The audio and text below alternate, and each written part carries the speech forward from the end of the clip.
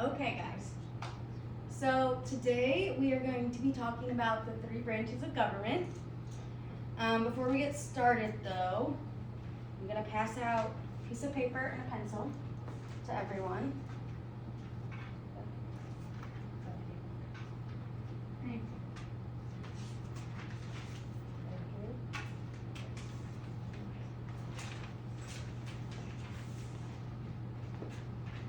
Okay, so today, Connor needs a new piece of paper, it's wet.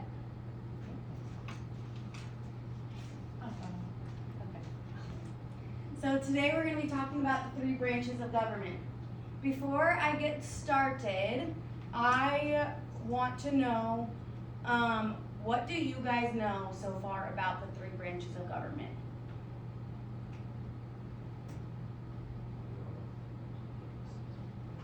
So why don't you just discuss with your neighbor? I'll give you a couple minutes. So we've talked about the Constitution so far, but what have we learned about the three branches of government when we were learning about the Constitution? I'll give you a couple minutes.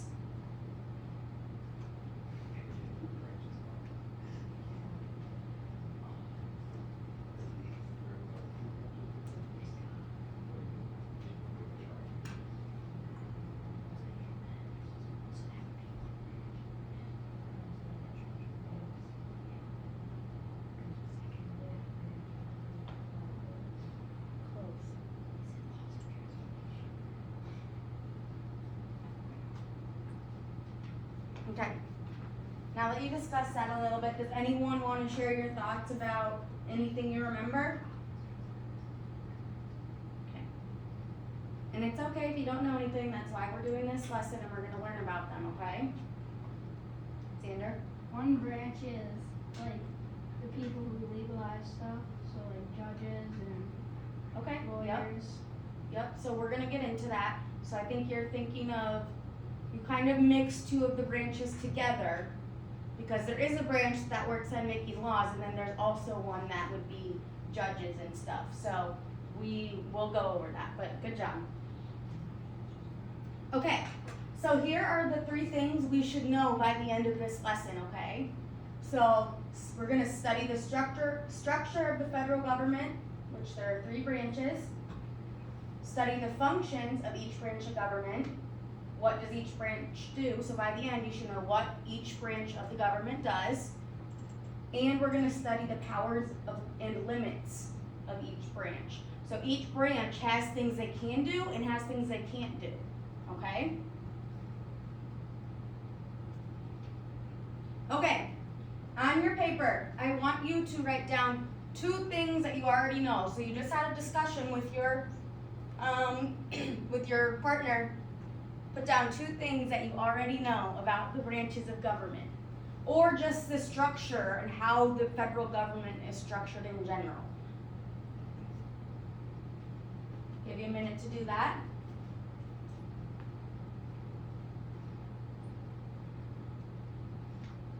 You can also be using this paper to take notes throughout. If there's something you think is important, you can write that down as well.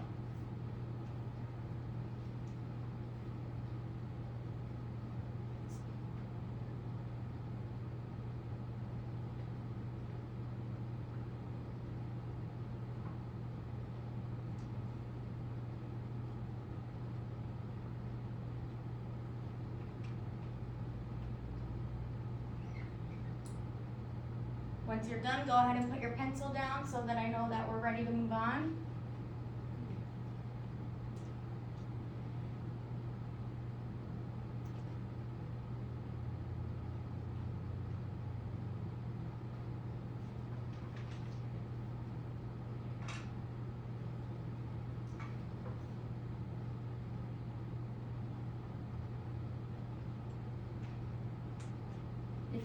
If you have put down whatever, yeah, you're good. You're good. Yes. Can we discuss with our neighbor? Not yet. We'll have other points throughout the lesson where you can discuss, okay? Okay, here's some key vocabulary words that we are going to talk about, okay? So these are important things that you should know by the end of the lesson. So first, executive. This is the branch of government responsible for daily administration of the state. And these are things we're going to get into more of. So I'm gonna break these down, but these are just to get you familiar with some words you're gonna hear, okay? The legislative, the branch of government responsible for drafting, approving, and amending laws. Judiciary, the branch of government responsible for interpreting the laws of the state. Checks and balances, structures and mechanisms that ensure separation of powers and that powers are split up so that there are checks on power so that no one branch becomes too powerful. And then amend, this means to make minor changes in a text in order to make it fairer, more accurate, or more up to date. All right? So the three branches of government, we're just going to get into it. So the Constitution of the United States divides the federal government into three branches, and we have the legislative, the executive, and the judicial branch. So this ensures that no individual or group will have too much power, and like I said before, we call this checks and balances. And then each branch has powers that were granted to them by the Constitution, and that's something we kind of talked about when we were learning about the Constitution. So if you look at this picture, it's a little bit blurry, but you see that we have the legislative branch, and that's going to be split up into two, which is the House of Representatives and the Senate, the executive branch, the president and the vice president, and then the judicial branch, which is the Supreme Court, which is like judges, like what you were talking about, okay? All right, so the legislative branch. First, we're going to talk about it as a whole, and then I'll break it down into the House of Representatives and the Senate. So, the legislative branch, the primary job of the legislative branch is to write, debate, and pass bills. Bills are then passed on to the president for approval to become laws. The legislative branch is made up of two parts, the House of Representatives and the Senate. Okay? Any questions about that so far? Does that make sense? Okay. All right, so the House of Representatives, there are 435 members and representatives from each state. The number of representatives depends on the population of the state. So states that have a larger population or more people will have more representatives in the House of Representatives. And then states that have a smaller population will have fewer representatives in the House of Representatives. So for an example, if we look at Wisconsin, the population is over 5 million people. They have 8 representatives. But then we look at California's population, and they have 333 million people. And they have 52 representatives. Okay? So do you kind of see how when there's not as many people, fewer representatives, the bigger the state with more people, the more representatives they get. Okay? And this picture just kind of shows there's 435 seats, and this shows how they're split up based on their party, whether they're a Democrat or Republican. So right now, this is what we have currently in our House of Representatives. We have 213 Democrats and 222 Republicans. Okay? All right, any questions over that? Does that make sense? The big thing to know about that is that the population determines how many representatives your state gets. Okay? All right. So, representatives can serve for 2 years. Every 2 years, the people from that state can either elect to get new representatives, or they can re-elect the representatives they already have, and they can stay and serve another term. Does that make sense? And then, to become a representative, you have to be at least 25 years old, be a U.S. citizen for the past 7 years, and live in the state that you represent. Okay? Were there any questions about the House of Representatives? No? Okay. All right, the Senate. We have 100 people in our U.S. Senate. Each of the 50 states sends 2 people to the Senate. So, I made a little note, equal representation in the Senate, no matter how big or small the state is. So Wisconsin's population is much smaller than California's, but we still only have 2 senators from each state. Okay? All right, senators serve for 6 years. Every 6 years, the people from their state have an election, and again, they can choose to either re-elect their senator that they already have, or they can choose to elect a new one. And the qualifications are a little bit different than the House of Representatives. You have to be at least 30 years old, be a U.S. citizen for the past 9 years, but then again, you have to live in the state that you represent. Right, any questions about the Senate? So far, what's the difference between the House of Representatives and the Senate? What's one big difference?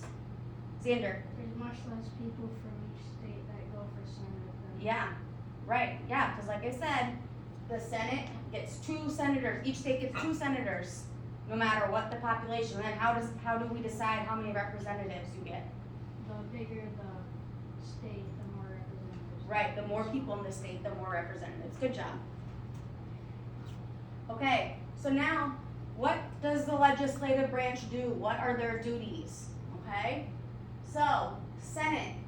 The Senate can vote on treaties that the president makes, review and approve presidential appointees, such as cabinet secretaries and Supreme Court justices, hold a trial for a government official who does something wrong.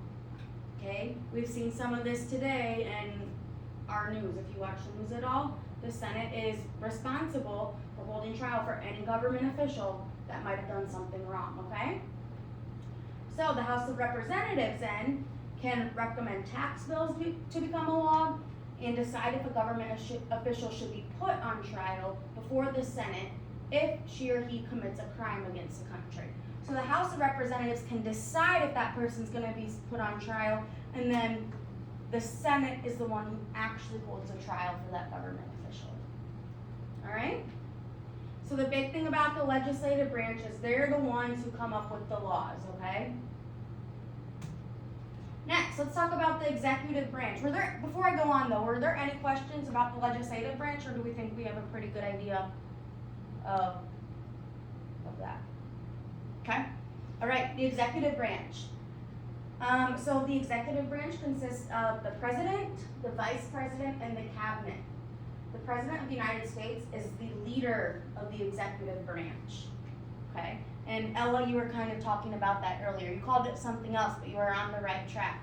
You knew what the president, what branch they were a part of. Okay. The president's duties are to enforce federal laws and recommend new ones, serve as commander-in-chief of the armed forces, so that would be the Army, Navy, Air Force, and Marines, and meet with leaders of other countries, okay? So those are some of the main responsibilities that the president has. Of course, there's more, but I just want us to have a basic understanding of the 3 branches of government. So these are the main things that the president is in charge of. Okay, now here are some of the powers that the president has. If we look at this, so right here is a whole list. I'll read through some of them. Take care that the laws be faithfully executed. So they have to make sure that laws are being executed. Do we know what that means? What does it mean for laws to be executed? They need to be followed. Yep, good job. That they should be followed is what Xander said. They can nominate officials, request written opinions. I'm trying to think of some that we might have heard of before. Talk about this one, act as commander-in-chief of the armed forces. They can make treaties. Do we know what treaties are?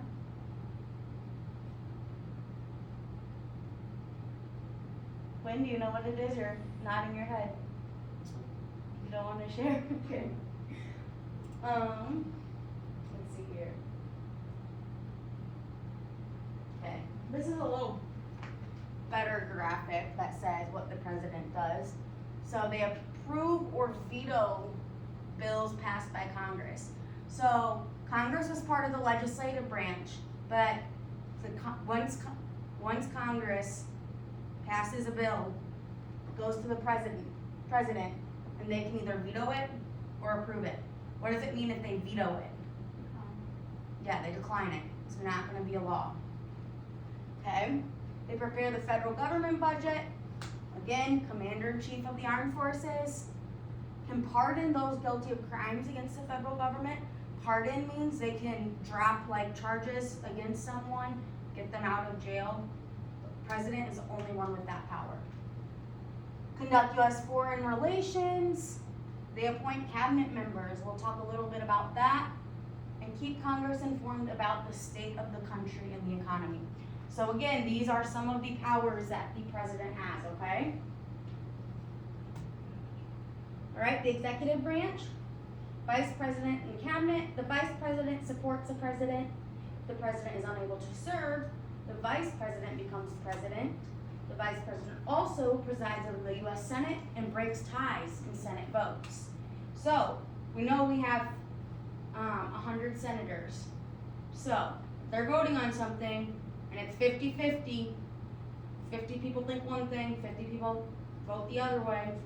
The vice president gets to be the tiebreaker. Okay? So cabinet members serve as advisors to the president. They include the vice president, heads of executive departments, and other high-ranking government officials. Cabinet members are nominated by the president and must be approved by the Senate. So when you are president, you get to choose your cabinet, but they will be approved by the senators that we have, okay? All right, let's do a little check-in question. So with your neighbor, I want you to discuss what are some of the president's powers and what one do you think is the most important?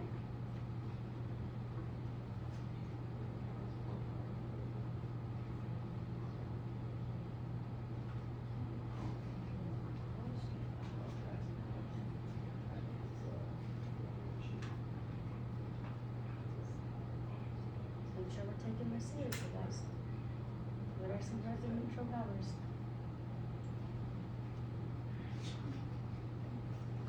Did you guys come up with some good ones? Yeah, that's an important one, right? And they can also have the power to veto a law, right? That's kind of a big deal.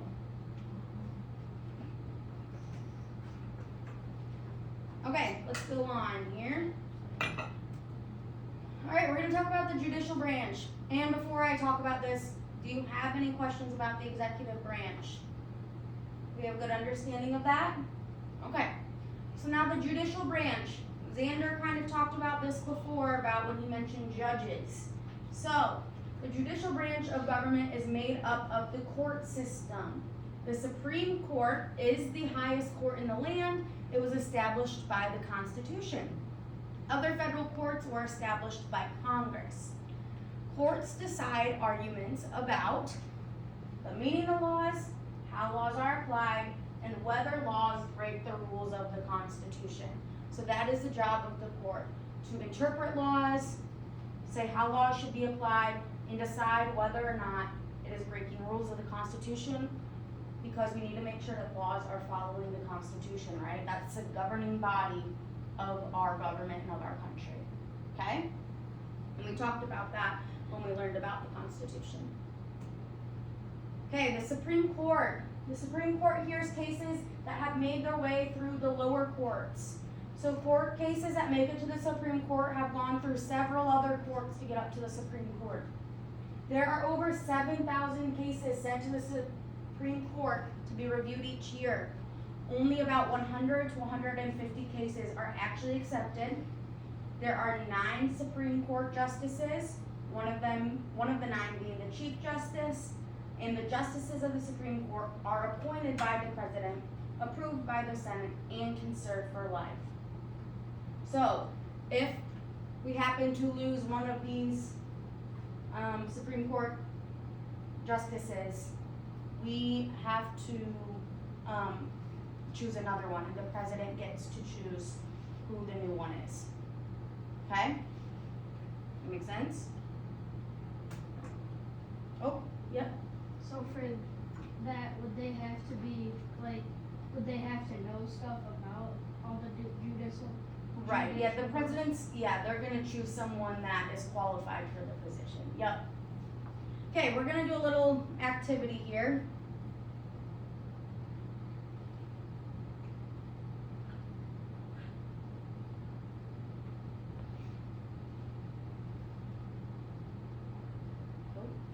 Let me log in. We're just gonna do one of these two because we're running a little short on time.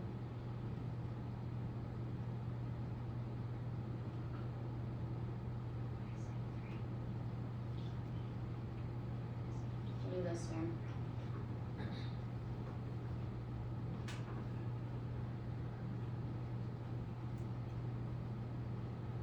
Okay, usually I would have you do this on your laptop, and we would kind of, like, each person could do it, but we're just gonna do it together. So the directions say, use the terms from the word bank to match each constitutional power to the correct branch.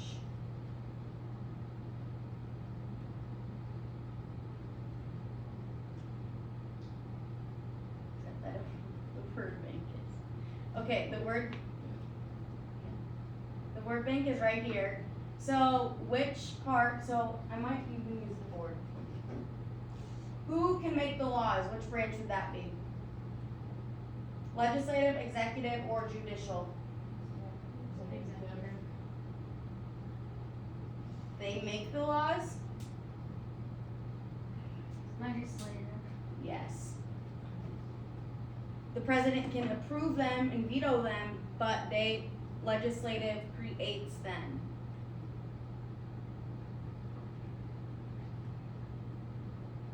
Okay, who enforces laws? Executive. Okay, actually, we're just gonna discuss these. Okay, so who enforces the laws? Executive. Legislative. We're talking about the courts here, because they have Judicial. to, right, the judicial decides whether, laws are being enforced or not. Okay, who declares laws unconstitutional? Executive. Similar to the last one. Judicial. Yes, judicial, yup. Remember I said in the PowerPoint, I said, they make sure that laws are following the Constitution, not breaking the Constitution. Who can veto bills? Executive. Yes, executive. Who can interpret the laws? Who interprets them? Who tells us what the law means if there's any question about what the law means? Legislative. The last one?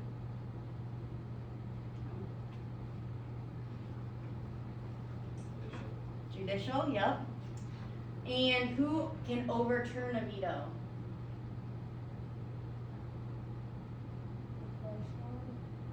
Legislative? Yes, the legislative branch can vote to overturn the veto. Okay. Alright, we're running out of time, so we're not gonna do the other one. I do have a short video. This is the loudest my computer goes. Understand the three branches of government. To make sure that no ruling body has absolute power, the Constitution splits government into three branches. Understand both their independent duties as well as their interactions. You will need the legislative branch, the executive branch, the judicial branch, and checks and balances. Step 1. Become familiar with the legislative branch. Congress is split into the Senate and House of Representatives. These two bodies are responsible for writing and passing bills. Every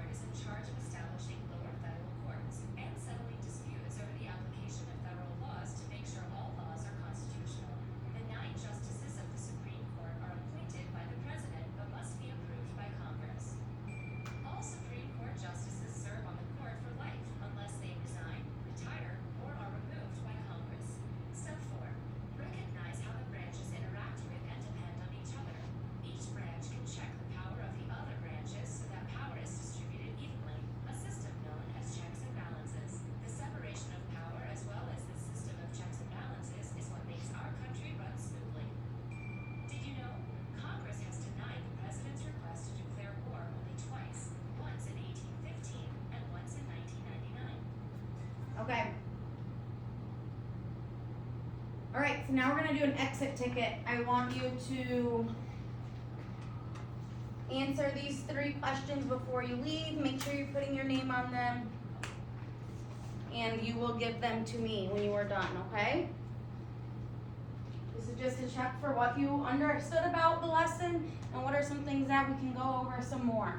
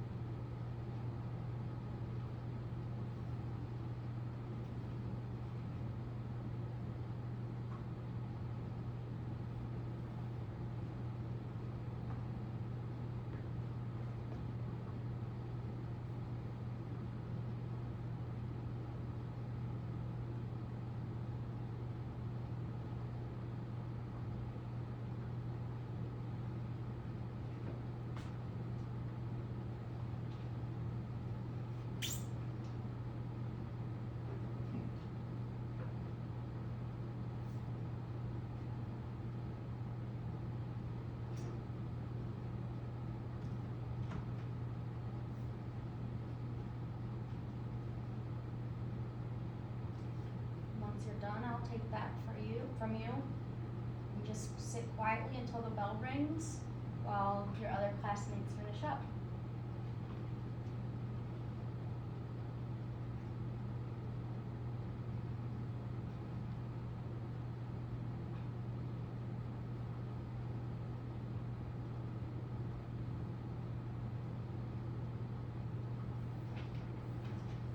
You can take it from me when you're done. You can keep that one, and I'll just take this one.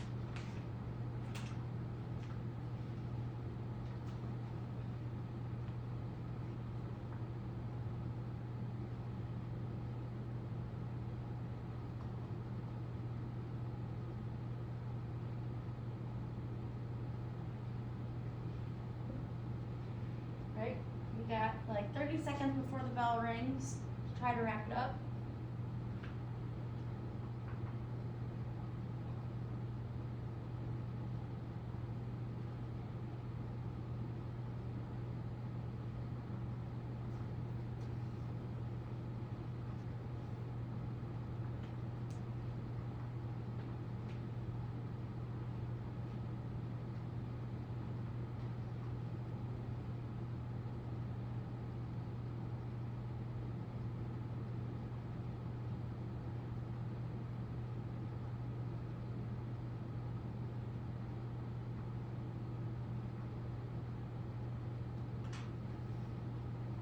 Done?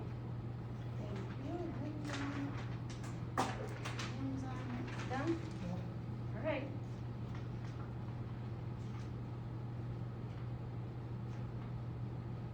All right, there's the bell. If you are not done, just finish it up quickly and then turn it in to me. Have a good day, and I will see you guys tomorrow.